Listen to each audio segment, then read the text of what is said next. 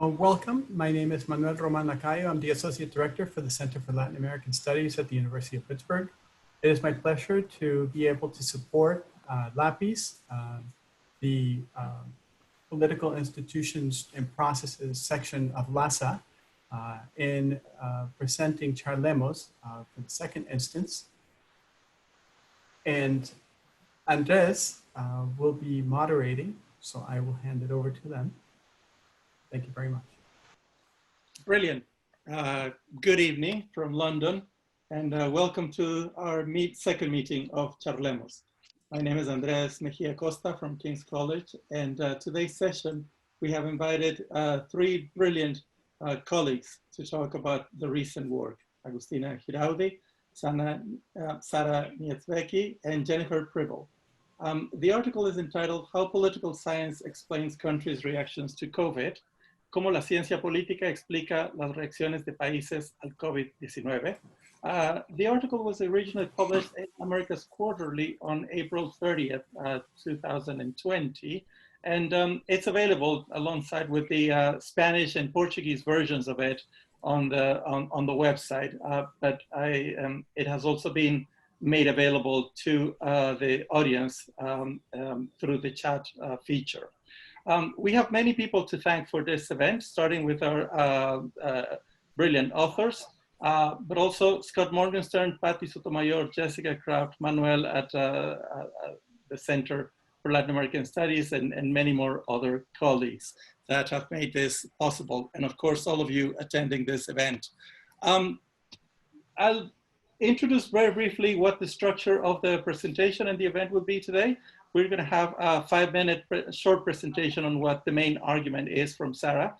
Then we will have a 25-minute space for an open discussion with the authors. And then we will open the floor for 30 minutes of Q&A. So this is all for me for now. And without further ado, Sarah will start sharing her presentation with us. Thank you, Manuel, and thank you, Lapis, for the invitation. So 3 months ago, the three of us wrote and published this article that studies the possible explanations to different government responses to COVID in Latin America's 3 largest federations, Argentina, Brazil, and Mexico.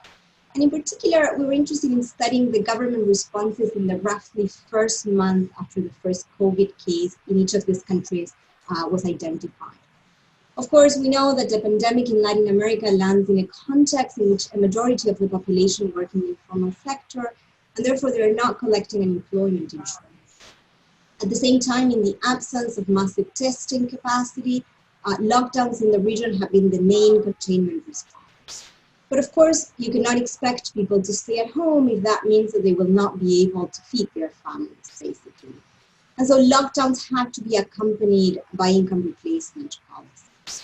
So in these 3 countries, we studied those 2 particular policy responses, lockdowns and income replacement.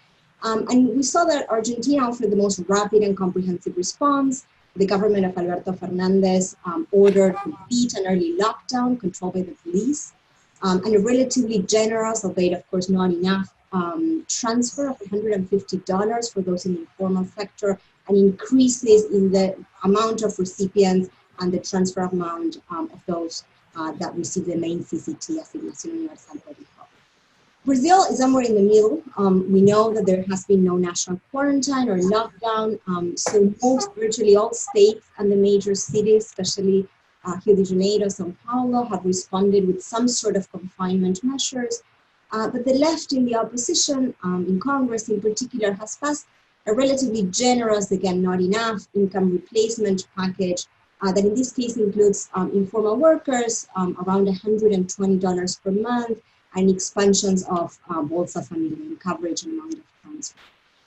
Mexico at the same time offered an uncomprehensive response. There was originally no national lockdown, but as the number of infected people increases, the government tightened somewhat the restrictions, but states and municipalities, as in the case of Brazil, have leeway in interpreting social distancing measures.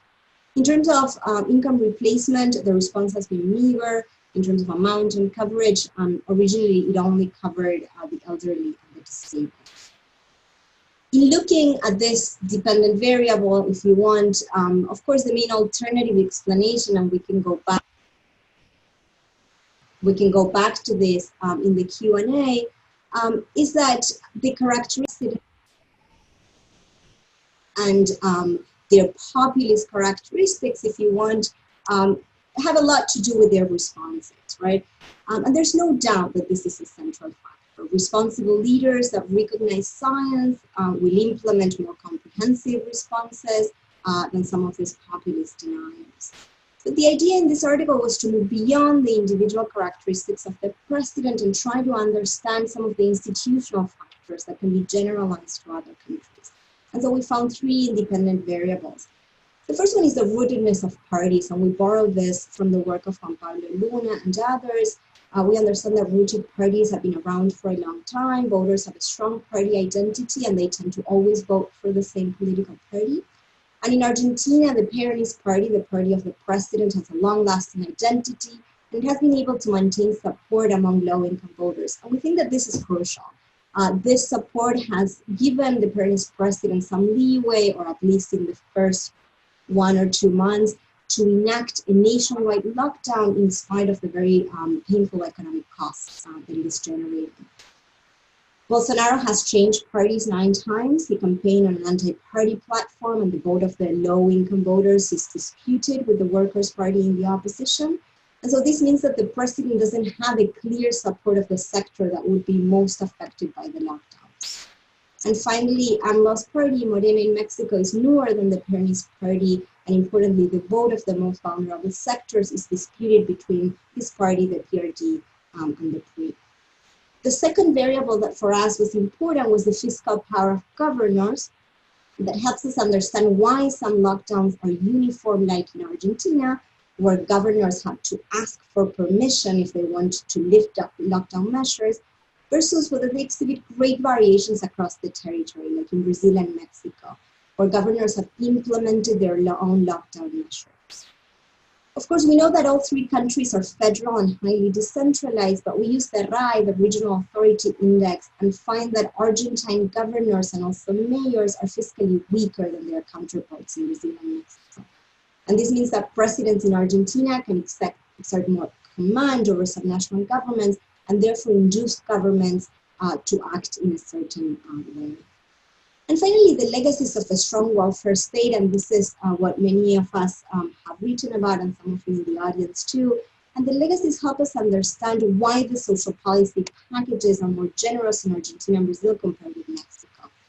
Argentina, Brazil, but also Chile, Uruguay, Costa Rica exhibit the strongest social policy regimes in the region, right? This means that Argentina and Brazil can build on already very strong existing generous transfer programs that have allowed them to expand very quickly in response to COVID. Mexico doesn't have that level of development of the welfare state, and therefore the response has been more limited.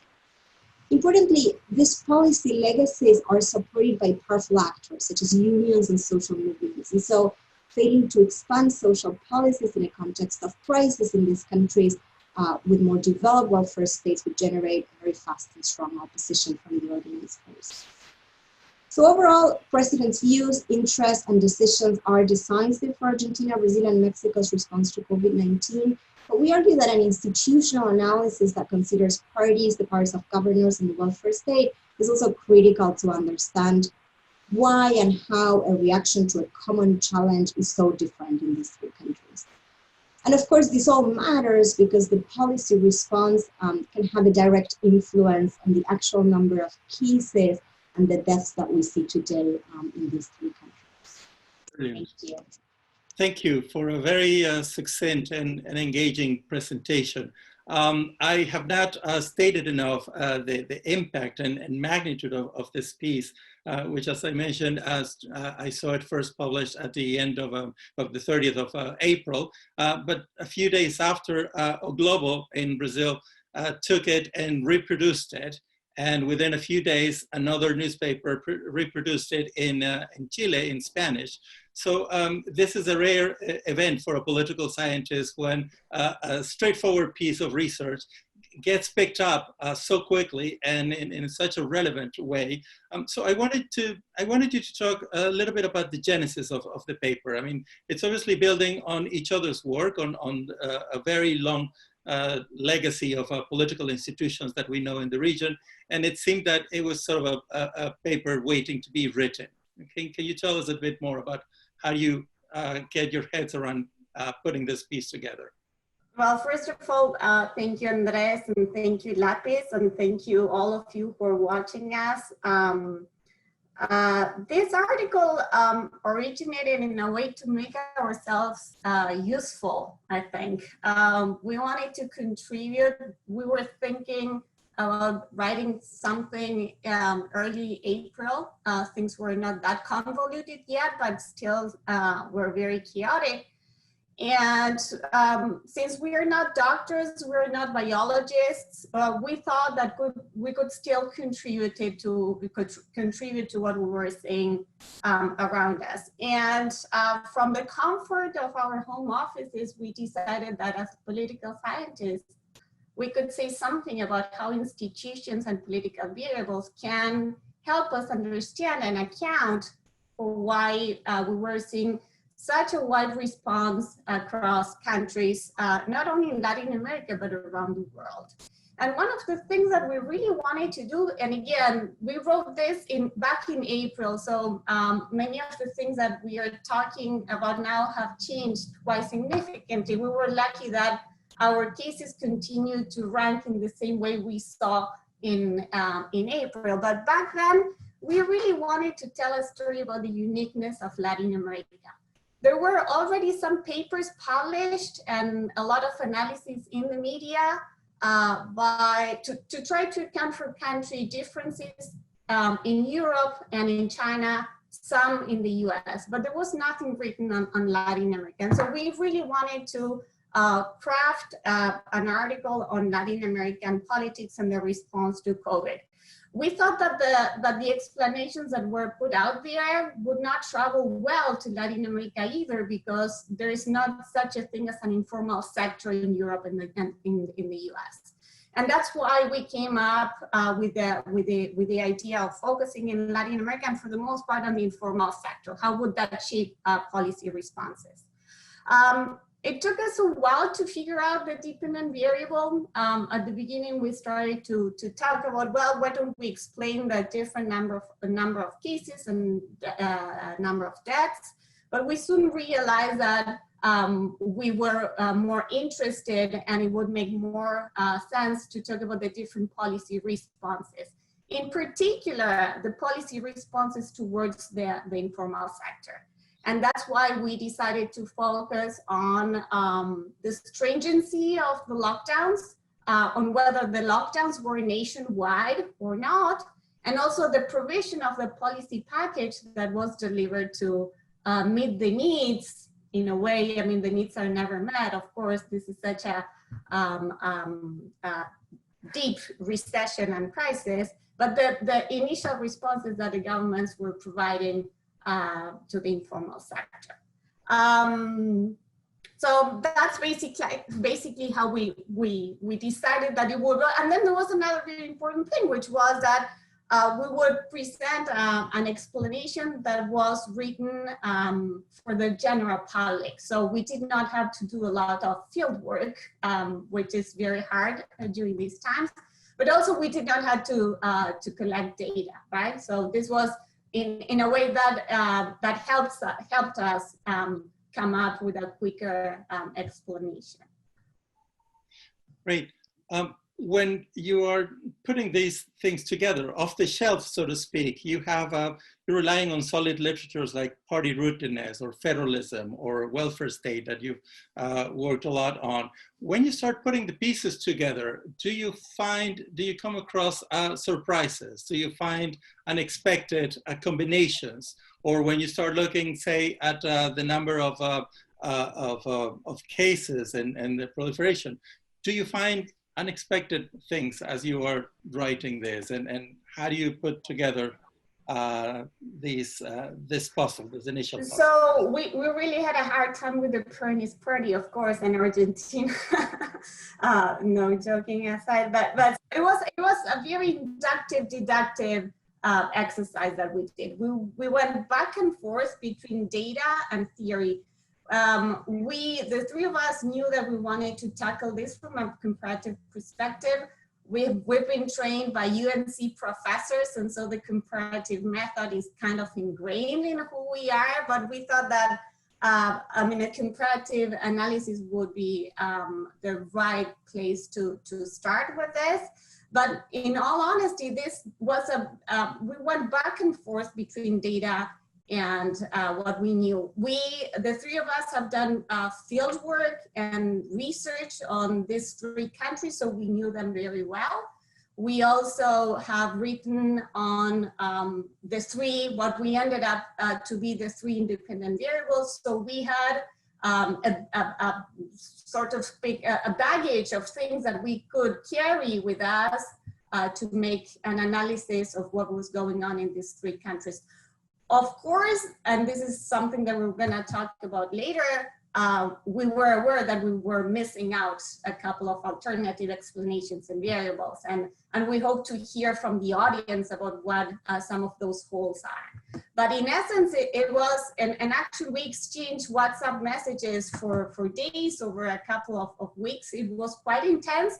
We were very excited as well. I think that there was a lot of adrenaline going on during those weeks. And well, plus we are very good friends, so that also helped, of course. So let's talk about this comparative aspect, because as you said, the comparative element comes in very quickly. You are looking at different cases, and you have a story of 3 variables, 3 cases. So not many degrees of freedom there to make sort of more systematic comparisons.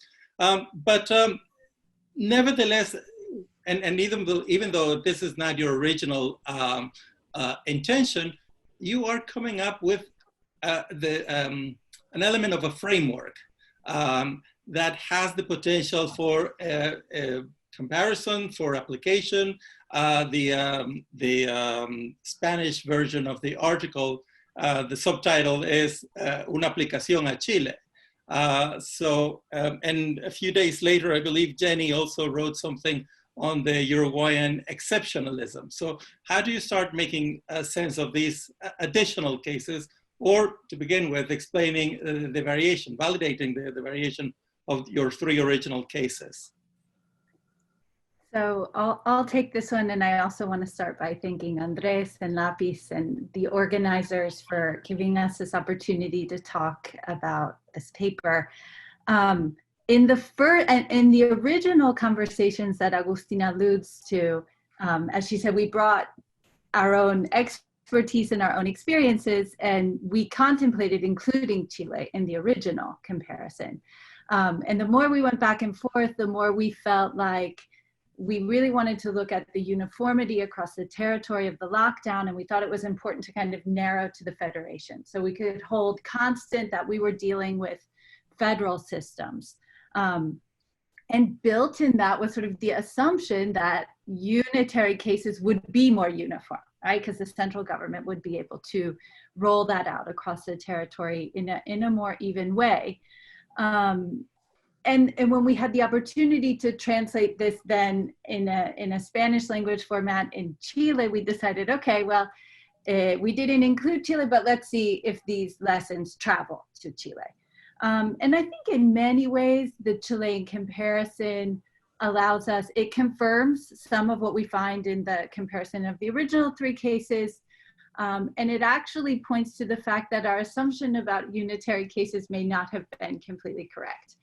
So when it comes to the variable of social policy legacies, we see Chile, of course, as Sari alluded to, is a country that has a long legacy of a fairly robust social welfare network in the context of Latin America.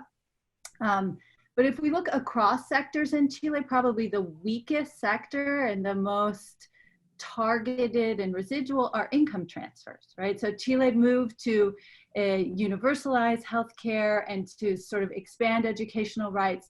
But income transfers, in particular conditional cash transfers, were never expanded the way they were in Argentina or Brazil. They remained very narrow in Chile, very, very targeted in Chile.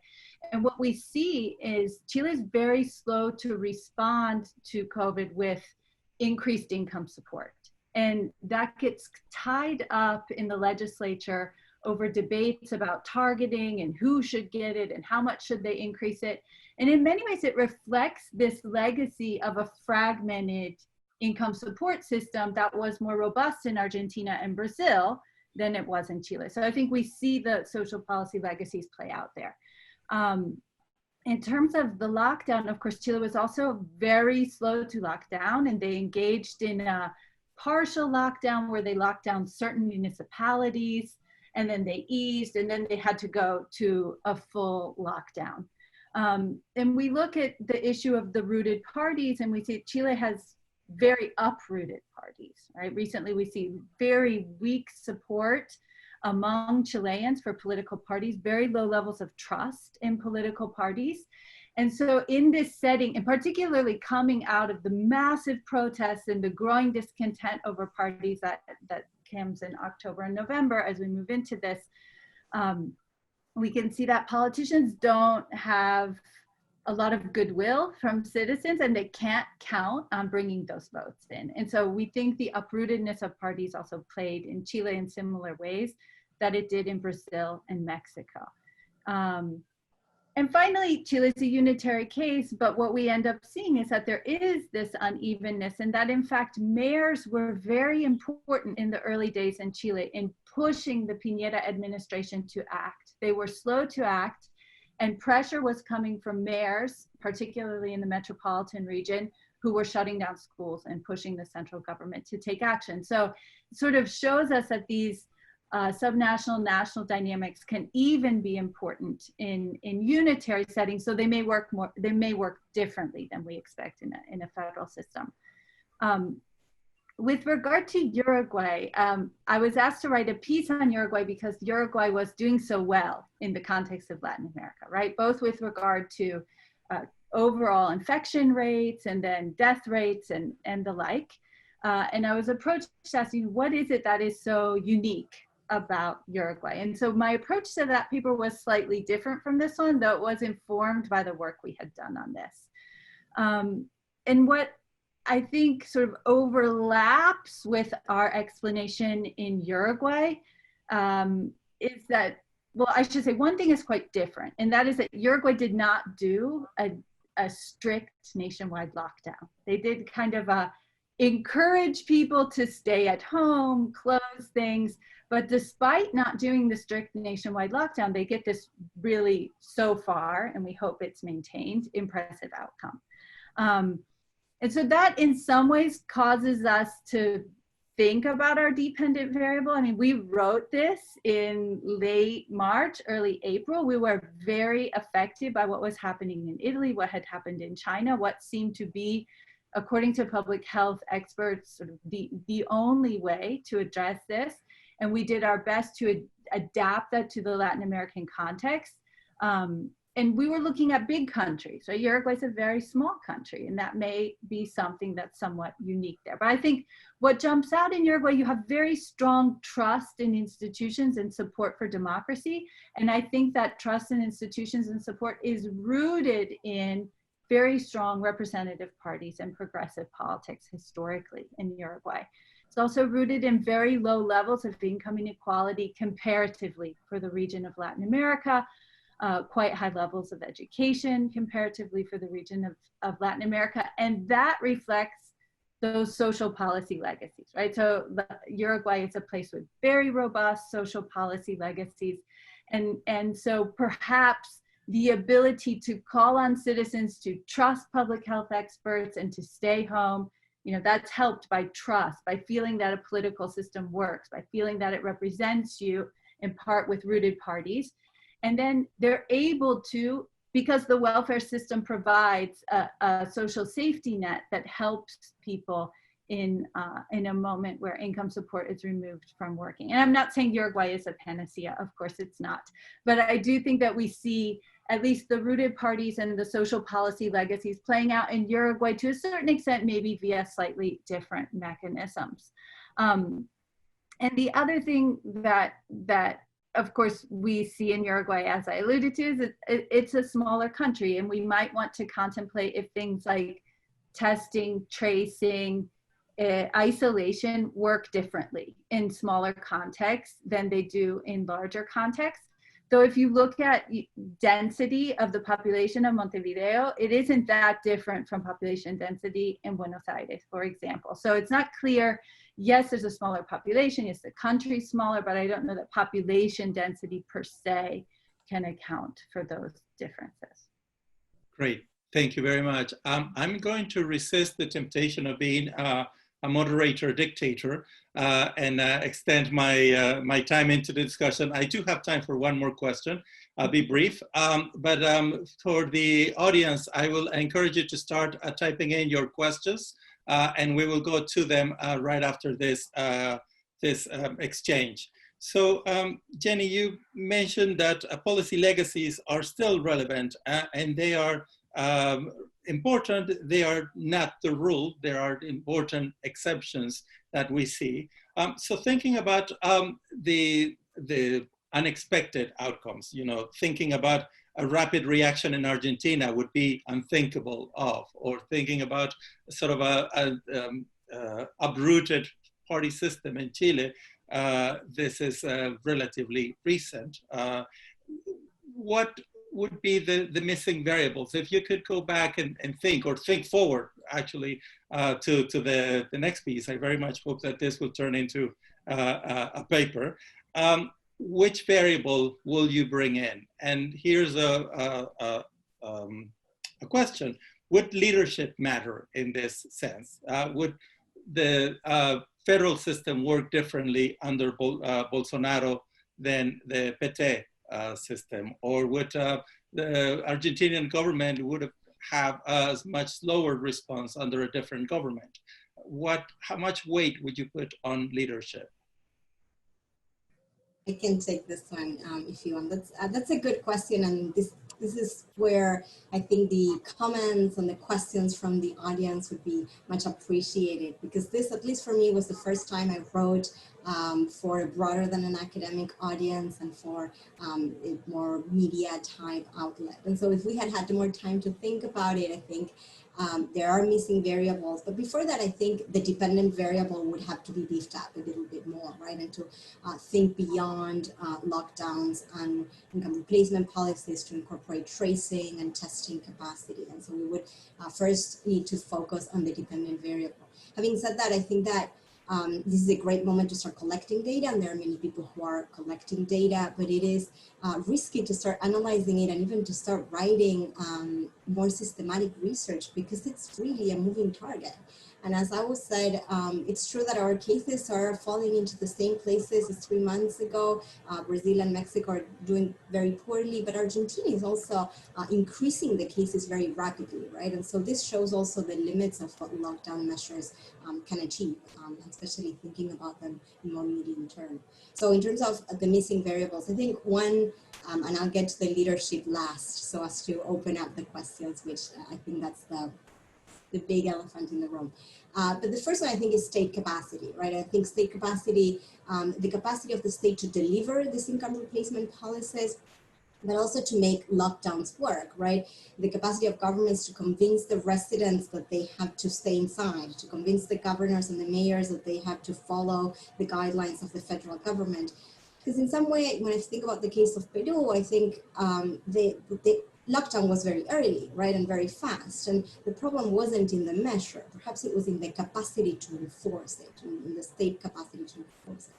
But also the capacity of the health system, right? The capacity of the public system to absorb this many new patients. And this is crucial because it's easier to expand transfers, as we show with Jenny in an article we are writing, than to expand the capacity to provide healthcare to everybody. Expanding services is harder, I think, than transfers. And then Here, Jenny mentioned population density maybe not being so relevant for the case of Uruguay. It seems that maybe for the case of Paraguay, population density may be one of the keys for its success, but size of the country is another variable, another geographic variable that has to be incorporated.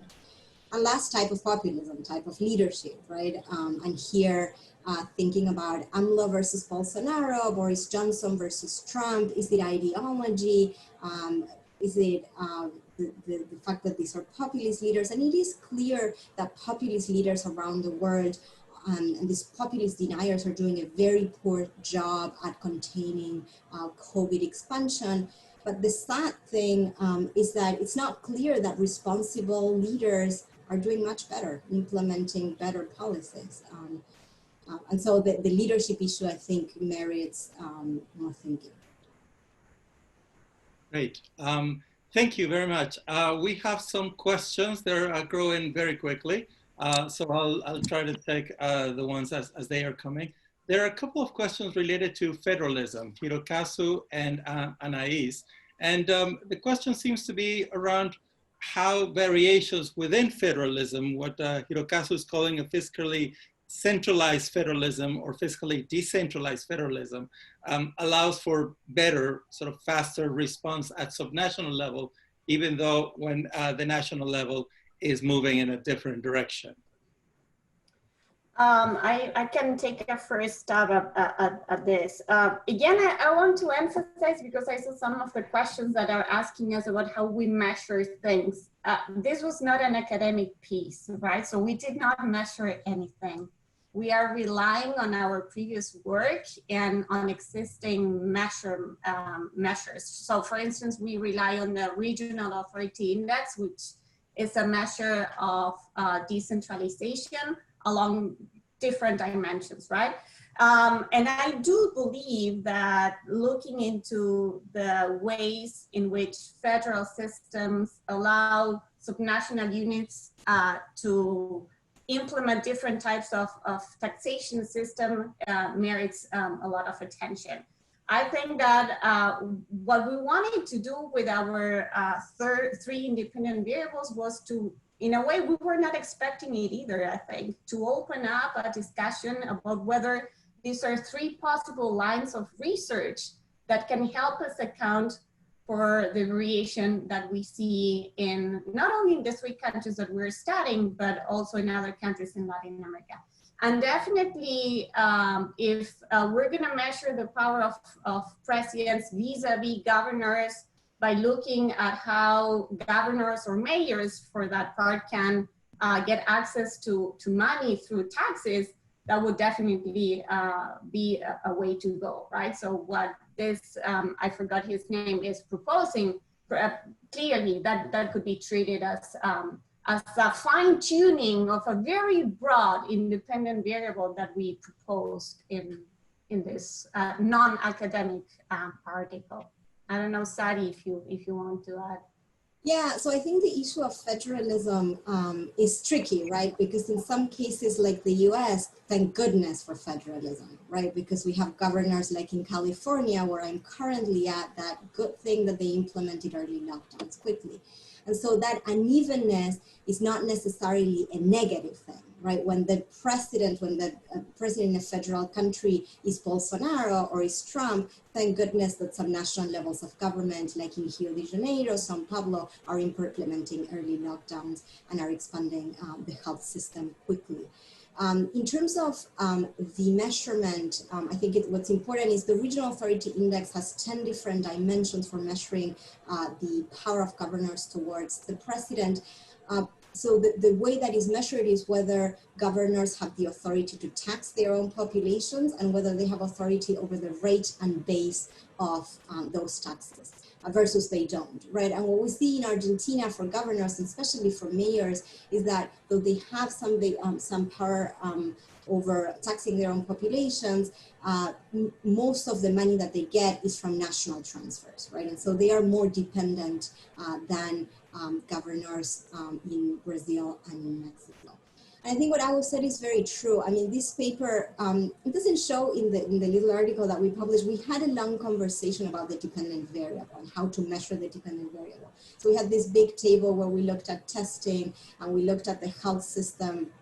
And then we realized that for this particular paper, the focus on lockdowns, yes or no, early yes or no, and then the focus on transfers, replacement policies, who does it cover, what is the amount, would be a more straightforward measure for the first month of what happened in the pandemic.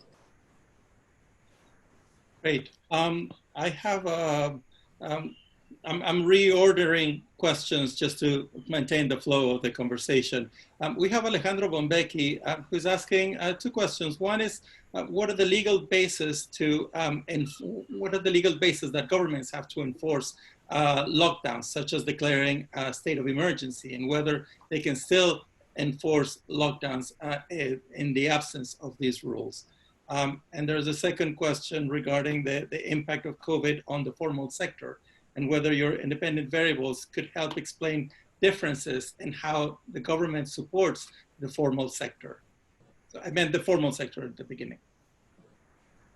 So how COVID impacts the formal sector. I'm happy to answer the second half of that question. And I think the comparative look at Chile is actually quite helpful there, especially because the question alludes to pension responses. And we know right now in Chile, we have the ongoing debate about opening up private pension savings to allow people to withdraw 10% of their savings. And so, and really we see that debate emerge in part because more formal middle sectors feel like, because the emergency income program that the Piñera administration ends up passing late is so narrowly targeted to the bottom of the income distribution, they've been left out and they're left without any real protection. And there we do see the policy legacy dynamic, which is that Chile never built a family allowance system or a very robust unemployment system. And that's not rare. I mean, in Latin America, we don't see robust unemployment insurance in most countries. But so we can see the vulnerability of formal sector workers because of the nature of policy legacies opens up this debate and pushes people to make the claim to be allowed to draw on their private pension savings. So I do think that in terms of rooted parties, maybe I see that a little bit less, but I think with policy legacies, we see it quite clearly play out there. I can take the question on the prerogatives of governors to implement lockdowns. I think that varies country by country, and here again we always like to talk about varieties of federalism. All these countries, or at least the three that we are analyzing in the first piece that we published, they are all three federal countries, but these federal countries operate in very different ways. And we see that happening here in the US. I'm working in another project in which we are comparing these three countries plus the US. And again, even though these four are federal countries, they work very differently. And I think that the RAI helps us understand those differences as well. So in some countries, governors can implement lockdowns. We see that that's a prerogative of the governor. This is the case in the US for sure. So Trump cannot intervene and say that a lockdown is going to be implemented in the state of California. It is the governor of California who decides that. But in cases where governors are not entitled with that prerogative, I think that the informal mechanisms that we were looking at in our article are key. So ways to discipline governors, we know that there are many. The wallets, or la caja as we call it in Spanish, is a key element to discipline and force a governor to implement a lockdown in a given place if the president so decides. So I think that it is a combination of both formal and informal ways in which you can make a governor implement a lockdown if you are a strong president. Great. Following on that question, Juan Carlos Rodriguez Raga has challenged you to take your argument and travel to the US, considering that you would have a fairly rooted party system, but federalism is strong, and there's arguably, at best, a truncated welfare state. Would your main argument be connected to what we are observing in the US? I can start. You should. You're entitled. As one who was born in Ohio of the panelists. So I think there are many things that are interesting about our argument for the US. And so I'll start with the rootedness of parties, which I actually, with my understanding of party rootedness, I wouldn't argue that US parties are terribly rooted at present. Partisanship is perhaps strong, but when we talk about the rootedness of parties and we talk about links with voters, sort of consultational, programmatic links with voters, I think neither the Democrats nor the Republicans have built, or those links have been eroded across time as there's been a kind of, inside of the Democratic Party, technocratization or oligarchization of the party, and inside of the Republican, kind of elites moving away from the majority of the base position further to the right. And so I actually think maybe the lack of party rootedness, if you look at public opinion in the US right now, people think we should be doing something about coronavirus. People want lockdowns. People want people to wear masks overwhelmingly. I mean, you can't get 80% of Americans to agree on much, but public opinion suggests that they do agree on these initiatives, and yet leadership is not following that. And I think that really shows that disconnect, and that might be that, you know, these parties can go about business and win elections without that rootedness.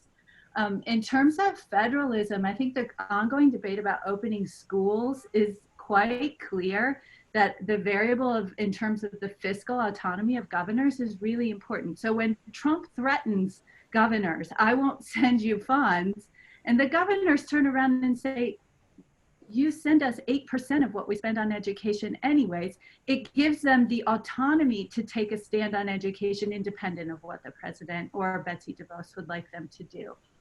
And I think in terms of policy legacies, the US welfare state is truncated, and I think part of our, the huge inequalities that we see in terms of who dies from COVID and who gets COVID is rooted in the segmentation of our healthcare system, right? And it's not by chance that Latinos make up such a large share of infections in the US or deaths, because they don't have health insurance and can't seek out care when they get sick.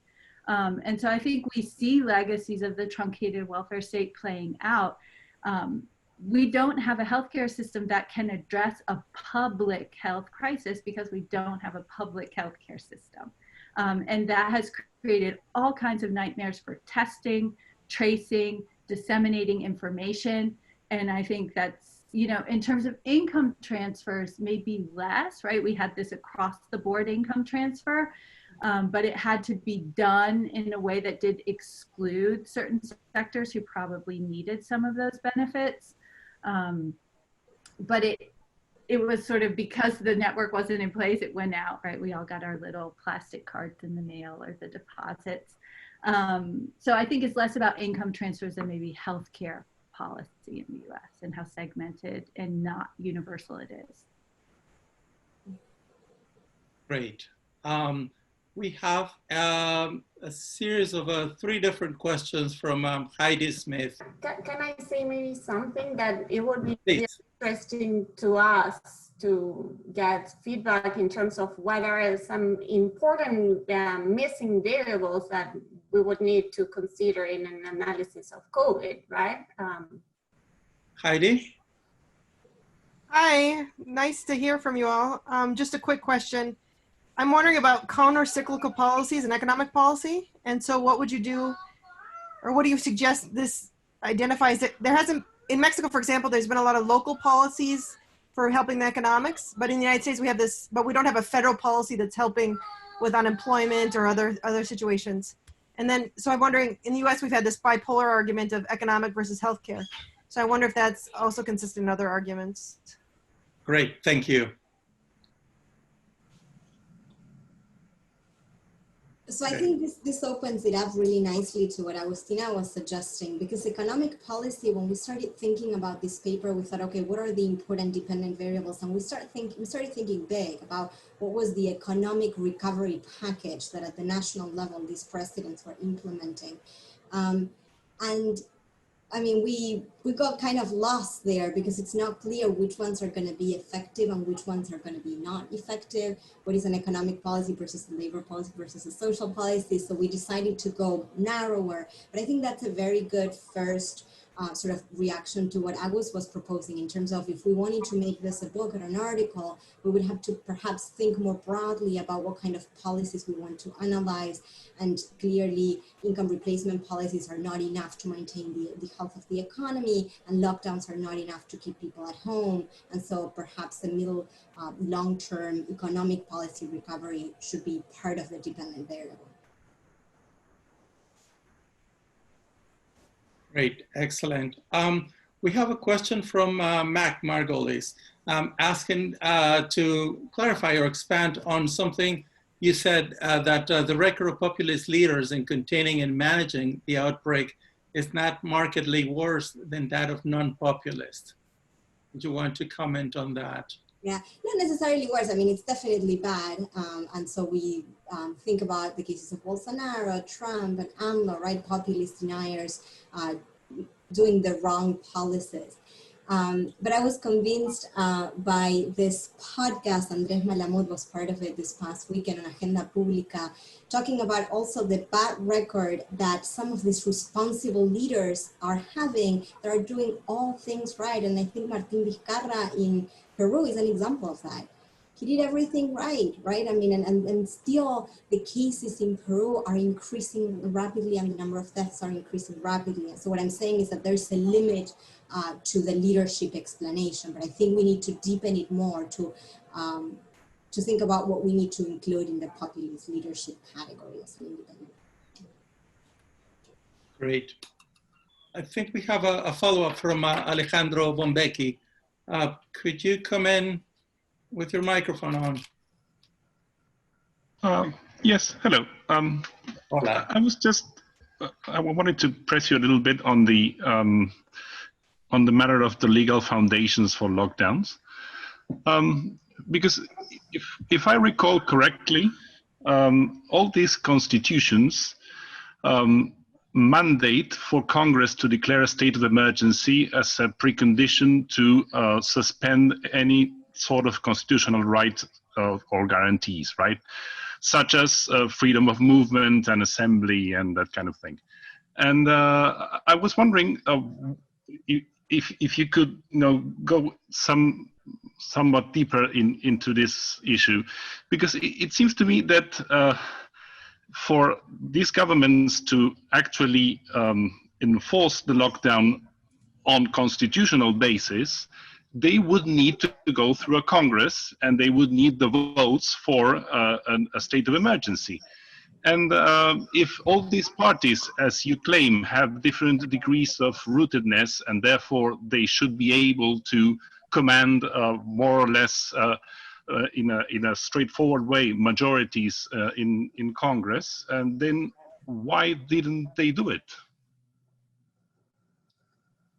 Yeah, well, I think that here we're also dealing with a unique situation. I don't know that even the writers of the Constitution ever envisioned a pandemic of this sort. And but you're right. I mean, and our article is completely silent about the dynamics between governors and Congress. So in essence, I'm less familiar about how it is in the US. I think in the US, governors have more legal autonomy to implement lockdowns, but I might be wrong. I'm not a constitutionalist. But I do think we all, the three of us, we do think that the informal institutions or mechanisms that are in place in order to force lockdowns at the subnational level are equally important, specifically or especially in situations that are moving so fast. So I would not know how it would work to summon Congress and to make a decision about whether lockdowns have to be implemented or not. But definitely it is something, I mean, it could be another line of research that can emerge out of this very vague, again, I insist with the vagueness of our hypothesis testing. We did not even test, right? So this was a way of approaching for the media how political science would explain differences across countries. But definitely, if part of the response to what we see has to do with federalism, with intergovernmental dynamics, definitely look at what you're pointing out is extremely important and desirable, I think. Yeah, and I think one additional point to what Alejandra is saying, I think hinting at how this whole process is hurting democracy in the region, right? Something that many analysts have worked on and have published, at least in the media. And, you know, deciding lockdowns overnight at the subnational or the national level without going through Congress clearly does hurt the quality of democracy. Same way that the legislature, Congress being closed, or people not being able to protest in the street because there is a mandatory quarantine, or the judiciary not able to meet and discuss. I mean, these are all things that, of course, are hurting democratic systems that were already weakened before the pandemic started. Great. On that point, I have a quick follow-up on the acceptance of the population, both in terms of obedience, discipline, but also whether you've observed backlash, protest against lockdowns, and whether we need to think systematically of a different variable, or it's contained within the variables we've talked about so far, explaining variation in terms of compliance. I can try to start with that. I think that's a great question. And if we added to the list of variables that really need to be considered, and one that in my work, I really probably have some blinders to, I think political culture is one that, as particularly here in the US, as things evolve, it seems like you cannot ignore that it seems to be present in terms of this sort of extreme version of liberalism and not being told what to do by the state, and anti-state sentiment. And I think that we came at that, and I won't speak for my good friends and colleagues, but I think our work is more structural, and we came at it from perhaps the more structural, like, are there parties that are so rooted that they can compel people, they can convince people, they can make appeals that voters will say, I trust them, I believe them, I'm going to follow along on this. And we sort of assumed that it was a structural party relationship, and I do think that that's important, but there might be something there that is that different spirits, different political cultures in terms of how you perceive the state and the role of the state, communitarianism, solidarity, working together toward common goals. Anyone in the US right now feels the absence of these. And I think it would be hard to deny that that might be a very important variable that we didn't take into consideration. Great. We are coming to a close. Just to acknowledge that last question on compliance and political sort of people's reactions comes from Joao Victor Guedes Neto. It's time to come to bring this event to a close. and certainly fascinating conversation. We've left several issues additional on the table, including state capacity, the role of leadership, the role of transfers, the legal basis for enforcing lockdowns, and so forth. So you have more than material to write the next level, hopefully a journal article that we see coming soon. I will thank you for your patience, for your presence, and will remind you that on August 10th, we will have our third session for Charlemos, entitled La Reforma Constitucional Chilena en Perspectiva Comparada. This will be a discussion in Spanish with Claudia Reyes and Gabriel Negreto, and the event will be moderated by Julieta Suárez Cao. Thank you very much, Sara, Agustina, Jenny, and all the colleagues who have made this event possible. Thank you to everyone. Thank you. Bye, thank you. Good night.